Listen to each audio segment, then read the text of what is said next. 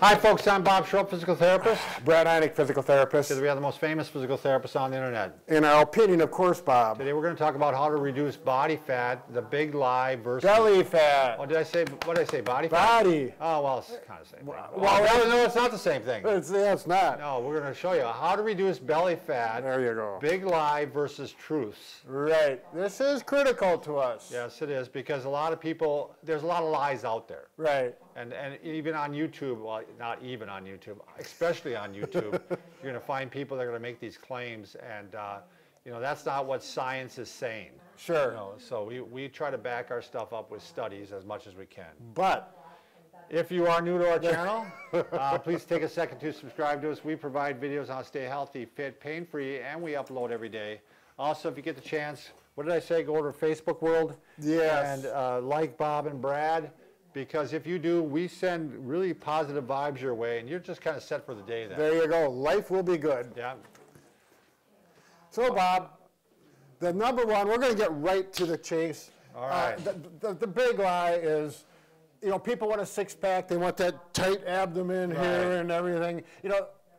Then they say, here's how you're going to do it. You're going to do 14,000 sit-ups in different ways of doing the magical core workout. A lot of core. And don't get me wrong, we love core workout. It's critical. It's one of the best things you can do. But your fat is not going to come off your belly if you just do core workout. No, it's not. You've got to do the other things that are going to be just as critical.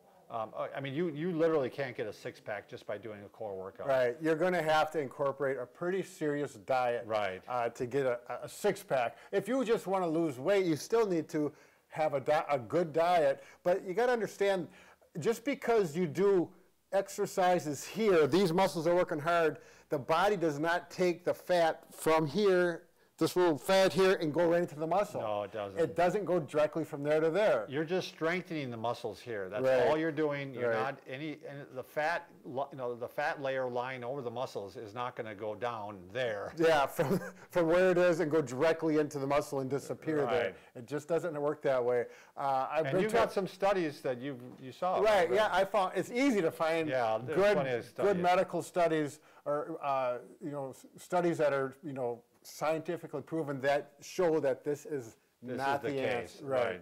So you found 7 studies that. Yeah, without even trying very hard at all. And I've taken a number of classes that all support this. I remember one instructor, he said, he was talking to people, he says, just remember, fat does not contract. So, in other words, if you're doing all these core exercises... Good, that's a good point. Yeah, the fat is not contracting. Yeah, you're not working the fat. The body's going to puts it on where it wants, oftentimes from genetic, how your body genetically is. Like my family, all the males on my dad's side... They have the belly? Belly, yep. And it's just a genetic thing. And that's is. Where it goes for me. I don't get it in my legs or my butt. It's right there. Well, I won't say what family side has this, but I have a family side where they get in the belly and the butt.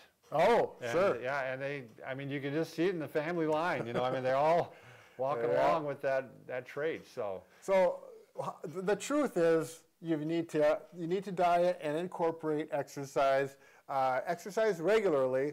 You want to exercise large muscle groups. For instance, no matter where you want to lose the fat, it's going to come off or it's going to come off. But remember, large muscle groups, so legs, hips, the core is a great exercise. Yeah. So we're not saying core is bad. We're saying work it in with your exercising. But when you work the larger muscle groups, you're going to burn more calories more efficiently, and it's going to make the whole process. You're going to lose weight quicker. It's just going to work a lot better. Back to the studies, just real quick, Brad. Sure. I just want you to be aware that every so often, then you're going to have somebody come out with a study that there's a study that says you can do, basically, reduction, spot reduction. That's the word I was trying to look for, and it's probably not going to be a well done study. Right. So just got to be aware of that, because all of a sudden they'll come out with a study. It's like, well, there's 100 studies that says you can, and there's only one study that says you can. Right. So again, getting back to the exercise, you can do aerobic exercise, which is going to burn more calories while you're doing it, or you can do weights, which is great. They both have their I think you benefits. do both. I think you try to do both if you can.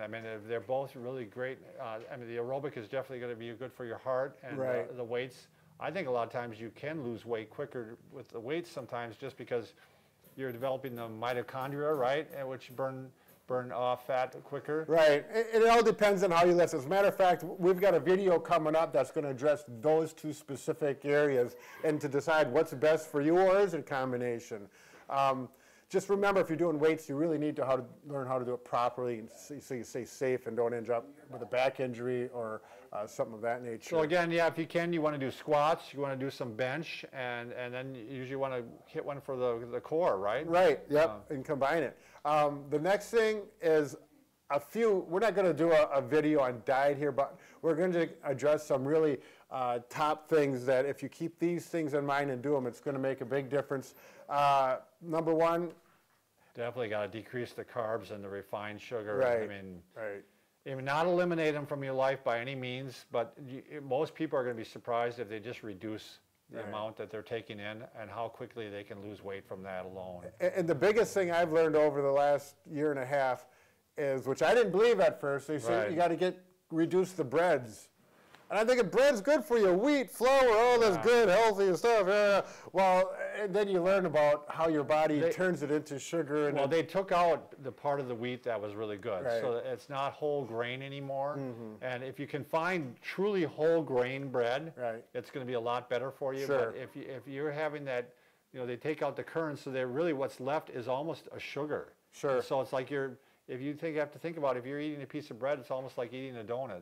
I mean, you're not that far off. I like to think of a marshmallow. Sure. Just psychologically, it gives me a turn off. So that's been helpful for me. And I didn't cut it out 100%, but quite a bit. Small portions, no eating after supper. Bob and I were just talking about that. And yeah, Dr. Oz was talking about this, and he was basically talking that you need to fast for 12 hours. And I was like, well, I do that already. I mean, so if you eat your last meal at 6, and you don't eat again until morning. Sure. I mean, that's 12 hours easily. You put in, unless you're one of those people that get up in the middle of the night and go eat. You got 8 hours of sleeping, that's 8. You only need 4 more hours on either end of it. And there's people, their schedules are different. Sometimes people end up eating later and getting up early and eat a lot earlier. But I mean, it's not hard to do. But I've read a lot of books on diet, and one of them was The 4-Hour Body by Tim Ferriss, and he talked about that you don't want your insulin levels to spike. And so, the small portions, and even sometimes what he did, he'd eat something, work out, and then eat again, as opposed to eating just one big meal. So his dining room is right next to the fitness room? Well, he talked about taking it so far on vacation when you know that you're going to be eating badly to some extent. He would go, I know this is going a little stringent here, but he would go into the bathroom and actually do toilet squats. He'd sit in the toilet and he'd be doing squats, and then he'd go eat, and then he'd go after and do something afterwards. So. I could just see that you're dressed up. Oh, excuse me, I got to go do some squats in the bathroom. I'll be back. One of his friends was giving him a hard time because he went in the bathroom with him, and there he is. Come back sweating. Yeah. So. Anyways, let's get back on. This is one of my favorite things that helps me is going out to eat is an expensive way to get fat. Yes, it is. You can find places that have good quality of food that fits everything we're talking about with low carb, blah, blah, blah. Tough. It's not easy. No, it's not. And you go out and typically you're out with someone and it's just, the way I am, it's like if I'm going out to eat, I want to go out and enjoy myself and not think about dieting. Right, so that's usually my one cheat meal of the week. Sure, yeah. But I was reading about the movie star, The Rock. Oh, sure. I was reading about he was going to a restaurant, he was meeting the guy that was interviewing him, and he brought his own meal. And because, he has to stay healthy, and he's eating out all the time. Sure. And he asked the waitress, do you think I could get this heated up? And the guy that's doing it, they're not going to do that. He goes, they'll do it for me. And they did it for him. They warmed up his meal, and he ate a healthy meal. Say no more. Yeah. One thing my wife and I like to do, some places don't like this, and I don't quite feel right about it, but it's okay, is we'll order one meal and share it. Oh, sure. They're just so much. You come out with this big portion, it's like, if I eat all that, it's, half of it I need, the other half is going right here. So portion size.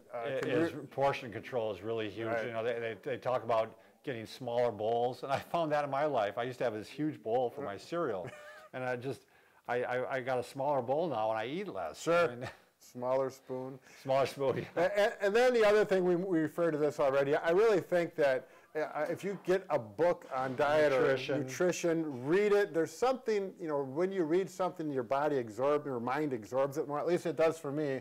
I just can't remember as well as Bob. Bob can really remember things from way back. Well, no, I've read a lot of on nutrition because it kind of got interesting to me. So, and I did like the 4-Hour Body by Tim Ferriss, and the Diet Doctor. Sure.